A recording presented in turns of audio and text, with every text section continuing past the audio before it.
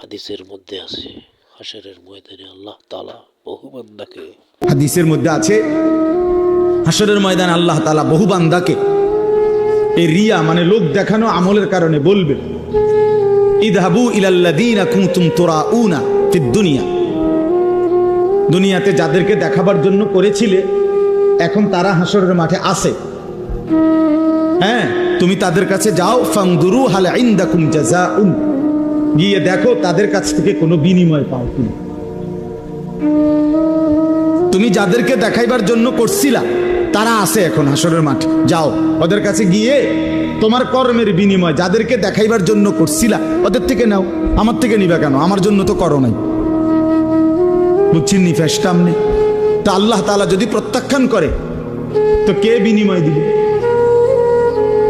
কঠিন ব্যাপার এটা। কোরআন শরীফে আছে স্পষ্ট, আল্লাহ তাআলা বলছেন, ওয়ালা ইউশরিক বিইবাদাতি রাব্বিহি আহাদা, আমি আল্লাহর কোন ইবাদতের মধ্যে সামান্যতম কাউকে অংশীদার বানানো যাবে না। একটা